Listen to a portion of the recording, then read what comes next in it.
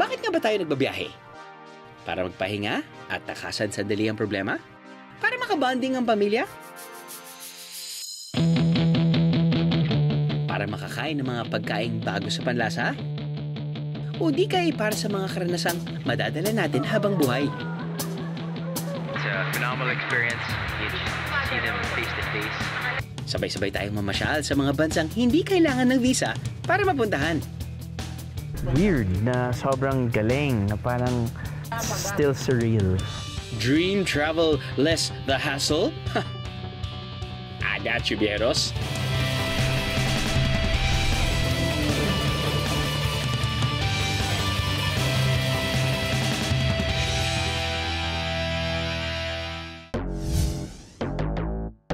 Simulan natin ang biyahe sa isang lugar na nagbibigay ng walang prenong kasiyahan. Paano kasi literal na walang prenong ride na ito? Para masubukan yan, kailangan mo nang pumunta sa tuktok ng burol habang nakasakay sa Skyride. Ito ang Luge, isang wheeled gravity ride na kilala sa Singapore. Pero ang siste, nakokontrol ito sa pamagitan lang ng pagtulak at paghila sa manibela. Walang motor, bieros. Napapaandar ito hindi gamit ang kuryente o gasolina, kundi ng gravity. Their tagline would say, "Once is never enough."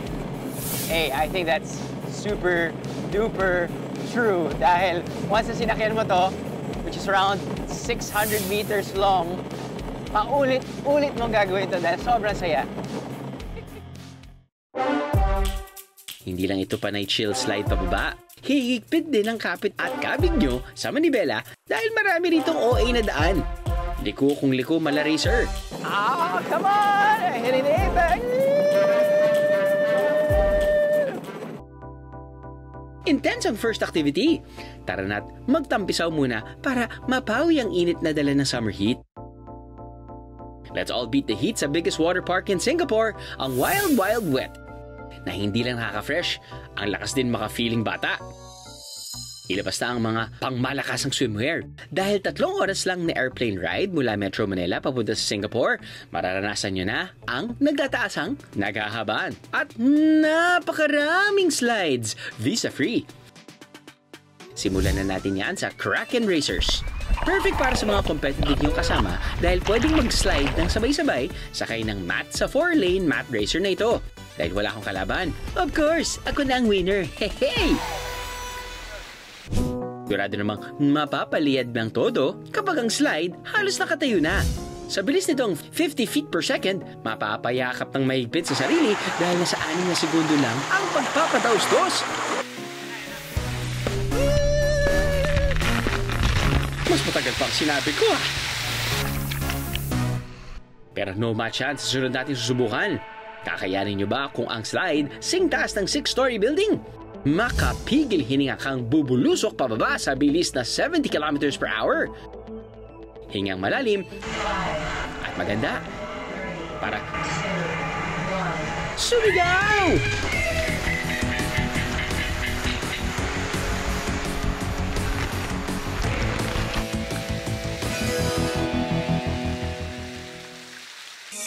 Kung hindi pa rin kayo sold, subukan nyo na lang lahat ng 15 slides. Pero kung mahina naman ang loob, mag-volunteer na lang na tagabantay ng bagets at gamit sa Kids Zone. Kung nag-enjoy kabanding ang pamilya na mag-slide at ride, mag-enjoy din kaya kayo kung ang kabanding ang mga pating. Hindi rin natin basta-basta makikita ang mga isda sa kabila ng salamin. Face-to-face rin natin makakabonding ang mga pating. Isa ang aquarium na ito sa mga pinakamalaki aquarium sa mundo. So this is the shark tunnel. Basically this is where most of our sharks are. So we have a few different species of sharks over here, like our hammerhead sharks, our black-tip sharks, our white-tip sharks. Para mapatunayang hindi dapat matakot sa mga pating, sisisirin natin ang shark tunnel.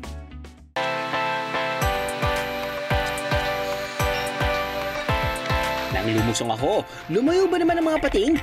Para bang kami naman ang pinanonood nila? Habang ang iba, nagtatago pa sa gilid.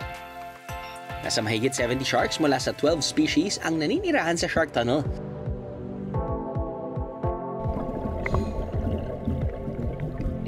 Kabilang dito ang critically endangered na scalloped hammerhead shark na may almost 360-degree vision. Ganito pala ang pakiramdam ng mga isda sa aquarium. Maya-maya pa, mukhang nakumbinsi namin ang mga pating na harmless kami. Bonus pa, naaliw din sa amin ang mga batang biyero.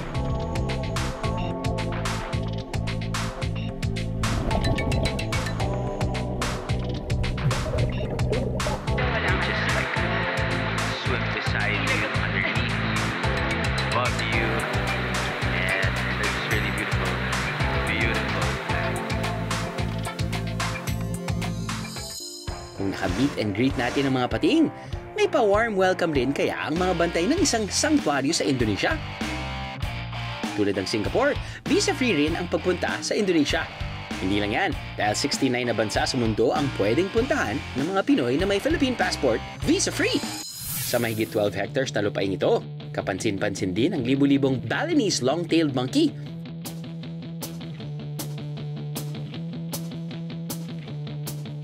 Kung gusto nyo silang maging beshi, hindi dapat palampasin ang monkey selfie. At nanguna na nga ang cameraman naming si Ray. Magpapatalo ba tayo mga biyero?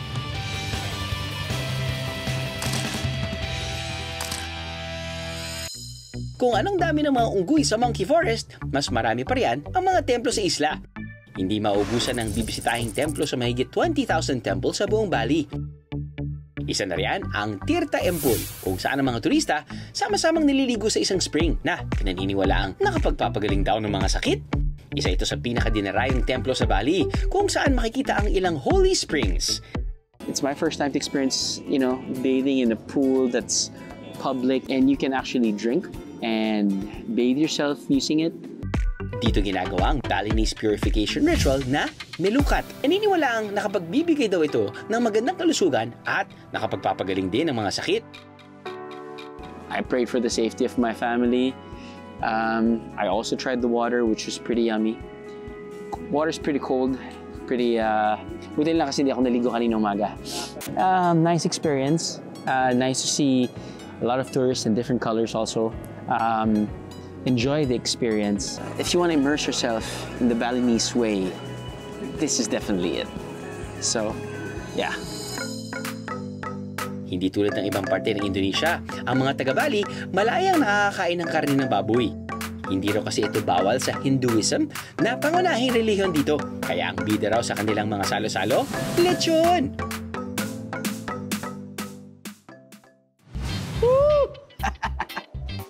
Kaya pala may buko juice. Okay, mas maanghang siya definitely, but it adds a different level. And it's highly recommended. Napupuyok pa ako eh.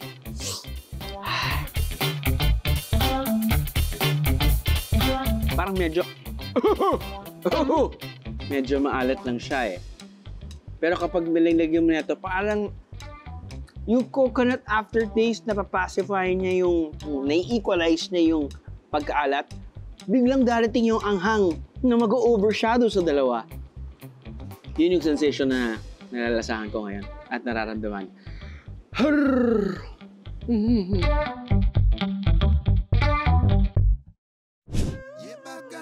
Kung nabitin sa babi guling, kakasaba kayo sa Meat All You Can restaurant na ito sa bansang Kenya sa East Africa. Samot-saring klase ng karne ang inihahain. Kasama ng balls ng baka. What? Chicken and crocodile. Nagkakagulo. Talagang hindi ko na maintindihan kung ano yung sinaserve nila. Oo ka lang ng oo. Tinatanong ka nila, kulang na lang, at gunpoint. Gusto mo ba ng pork ribs? Kahit ayaw mo na, oo ka. Parang ganun. Mapa-oo pa rin kaya tayo sa susunod na ihihain sa atin. Ox balls? Yeah, ox balls. Ox balls? Why are you serving ox balls? Is it really edible? Yeah. You eat the real balls. the real balls? Yes. Why do you? Balls. Why do people eat balls? That's so good. It's so good. Yes. It's good for the body. Yes, please. give you more. Just two. Yeah. 4 pieces. Give him 4 pieces. I gave him 4. That's what Okay. he said, 4 pieces. Ano lang naman siya. It's like sausage. Diced sausage, really. Effortless cutting.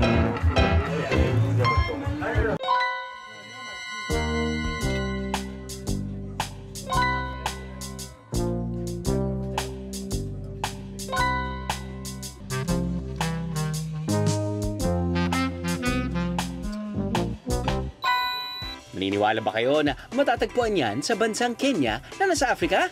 Yes, biheros, visa-free rin ang pagpunta sa Kenya. Kailangan lang ng ETA o Electronic Travel Authorization. Kapag pupunta rito, hindi dapat palampasin na maranasan ng African Safari. Kung saan ang wildlife na nakita lang sa internet, TV at libro, makaka-face-to-face nyo na sa kanilang natural habitat. How amazing is that? After 5 minutes, sa ating first safari experience, nakakita na kami ng dalawang leon. Sakto sa pangalan ng ating area because this is what you call the Lion Hill. I actually just want to sing. Hey, Baba Richie Baba.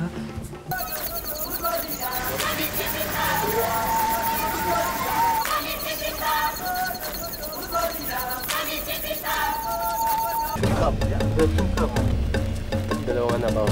Okay na, pwede na tayong lumipad papuntang Manila. Sulit na. Kasamang leon sa tiniguriang The Big Nine o ang must-see animals ng Africa. Hindi yan kalabaw, biyeros. Yan ang African buffalo na sinasabing mas malakas pa sa leon. So for lions to bring a male buffalo down, it's not one which will bring down a male buffalo. There have to be several experienced hunters. Ang elepante naman ng Kenya, may pagka-loyal dahil ang kanyang tenga hugis ng mapa ng Africa. Magsasawa naman kayo sa dami ng giraffe at zebra rito. Mailap naman ang leopard. Hindi raw ito nagpapakita ng basta-basta. Kahawig ng leopard ang mga cheetah. Mas payat at maliit lang ang pinakamabilis na hayop sa mundo. Ang mga cheetah na naabutan namin, ginawa pang lilim ang mga sasakyan. Iba naman ang diskarte ng mga hippo sa init ng araw. Swimming lang kayo riyan, guys. Yung rhino lang ang hindi namin nadatnan sa Kenya. 8 animals out of the Big Nine, sobrang sulit ang biyahe.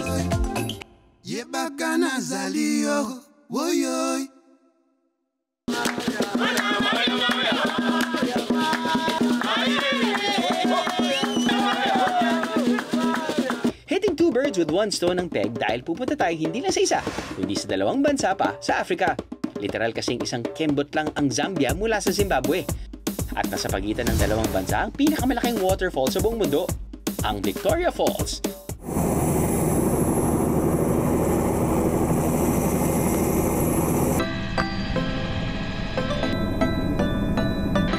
It's not really a must na experience yung chopper ride because it's going to be a little expensive. But if you have a budget, this is definitely the best scene or the best spot to see the beautiful Victoria Falls.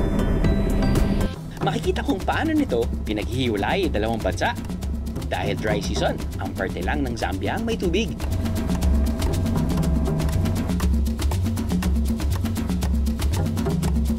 Hindi naman pwedeng hanggang tanaw lang tayo mula sa ere. Malalampasin ba natin ang pagkakataon puntahan mismo ang Victoria Falls? Kabilang ito sa 7 natural wonders of the world at ang mga ibang biyahero, sinasadya ito para languyin ang tinaguriang World's Ultimate Infinity Pool, ang Devil's Pool. Sa totoo lang, hindi ko alam kung hina-hype up lang talaga nila yung Devil's Pool experience or talagang nakakatakot. But come to think of it, you're actually just swimming near the edge of a very, very huge waterfall na babaksak ng sobrang lalim.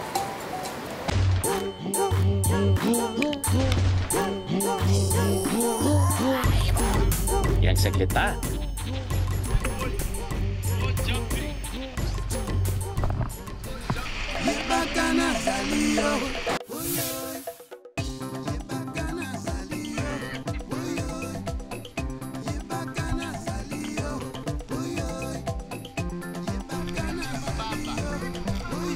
Sa ganda ng lugar at kakaibang experience, this is definitely one for the books.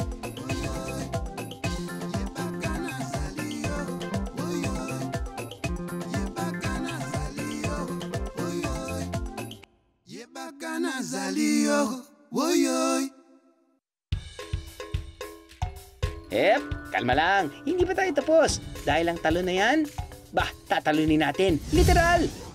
Pero bago yan, tawirin muna natin ito sa pamamagitan ng zipline. Balang araw anak, magko-compile ako ng different ziplines in the world. Different ziplines and different zip codes.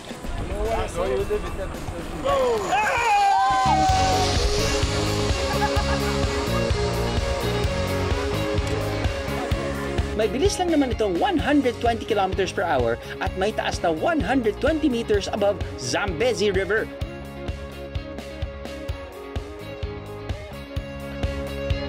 Sa medyo mas matapang, gorge swing naman ang para sa inyo.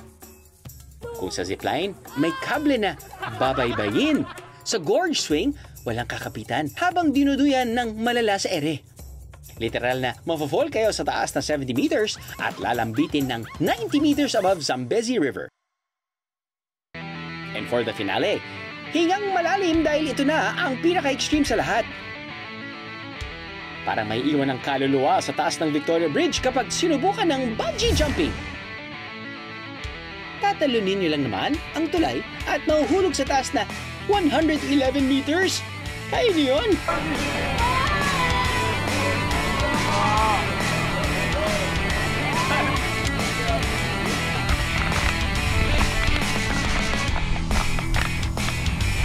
Nakakatakot yung pag-aantay. Nakakatakot! Ayoko na nito. Kung sa Africa, kinaya natin ang taas sa gorge swing at bungee, wala munang hihinga dahil 5 beses na mas mataas ang susunod nating aakitin. Hindi kailangan lumayo dahil kapitbahay lang natin yan, ang Taipei 101 ng Taiwan na isa sa pinakamataas na building sa buong mundo. Sa Taipei 101 Observatory, dinarayo ang pagsakay sa elevator. Hindi kasi ito basta-basta ang pinagmamalaki nilang high-speed elevator. Minsan nang itinuring ng Guinness World Records bilang world's fastest passenger elevator. 37 seconds. 37 seconds. Yeah, quite fast. We can, just one breath. And then not breathe. And wait. And wait. And we're here. Yes? Okay. Are you okay right now? Is everything okay? Are you sure?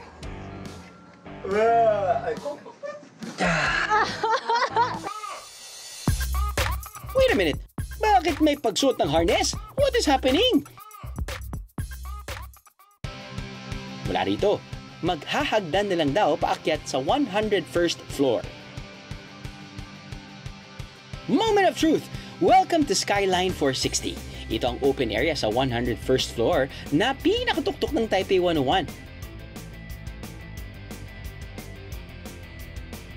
Kapag pinili ang guided tour, kasama na rito ang souvenir photo na kukunan ng kanilang official photographer.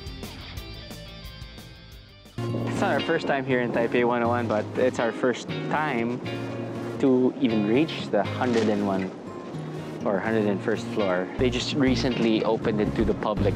From here, of course, 360-degree view of Taipei. Neighboring cities also, or provinces ng Taipei. Actually, hindi nakakalula. Okay siya.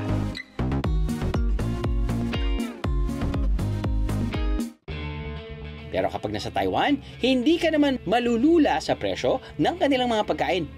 Dito sa Yizhong Street Market, uwi kayong busog pero hindi butas ang bulsa. Gusto natin yan. It's full of stalls, retail shops, malls, dedicated for the locals. Dedicated for the students kasi malapit daw dito mga schools.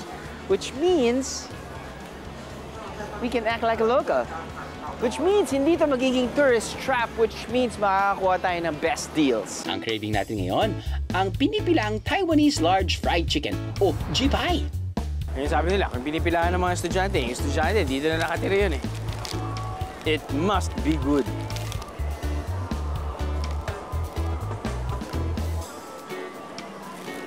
Ang sarap ng pagka-bread niya.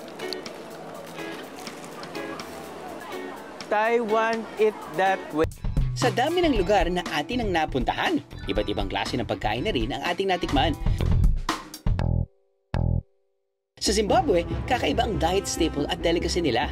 Isang klase ng caterpillar, tatakpan o titikman. Pagpasok pa lang sa restaurant, sasalubong na ang traditional dancers. Naghahain dito ng iba't ibang klase ng meat tulad ng antelope meatballs at warthog steak, tutial. Pero taob yan sa kanilang exotic delicacy.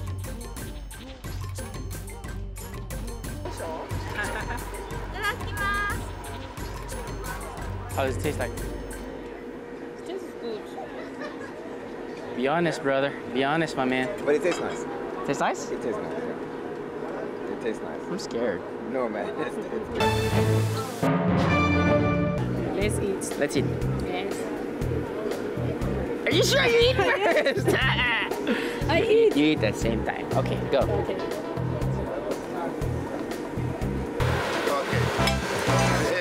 Uy, may aftertaste. What was that aftertaste? But it tastes good. Tama siya. It does taste good. Siyempre, malaking tulong na yung ginisa na eh. And it's fully cooked. And it's a bit chewy and crusty and just a little dry.